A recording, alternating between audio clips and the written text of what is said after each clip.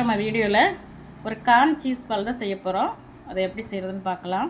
பாருங்கள், நல்ல ஜூஸியாக அருமையாக இருக்கும். வெளியே நல்ல கரகரப்பாகவும் உள்ளே நல்ல ஜூஸியாகவும். எப்படி செய்கிறதுன்னு பார்க்கலாம் வாங்க. எண்ணெயில் போட்டு எடுத்து வச்சாச்சு. இதை ஒரு மிக்சர் ஜாருக்கு மாற்றிக்கலாம்.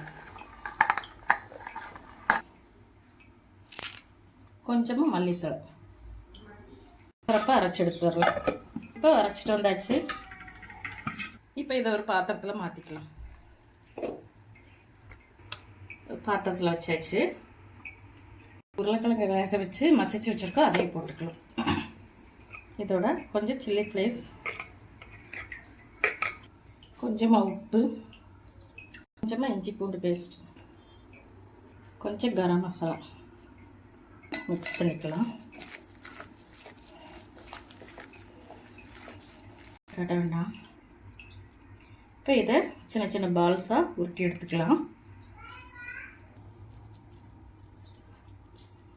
உருட்டி வச்ச பாலெல்லாம் லேசாக தட்டிட்டு சீஸ் உள்ள கொஞ்சம் சீஸ் வச்சுக்கலாம். வச்சுட்டு திருப்பி வந்து இதை உருட்டிக்கலாம்.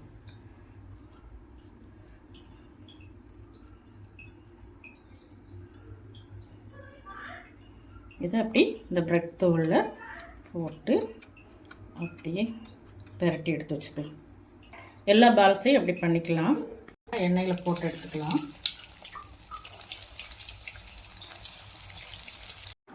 இப்போ கார்ன் சீஸ் பால் ரெடி ஆயிடுச்சு. நீங்கள் இந்த வீடியோ பிடிச்சிருந்தால் லைக் பண்ணுங்கள், ஷேர் பண்ணுங்கள், சப்ஸ்கிரைப் பண்ணுங்கள். நீங்களும் உங்கள் வீட்டு குழந்தைங்களுக்கு இது மாதிரி செஞ்சு கொடுங்க. ரொம்ப சுவையாக இருக்கும், ஹெல்த்தியான ஃபுட்டு. தேங்க்யூ.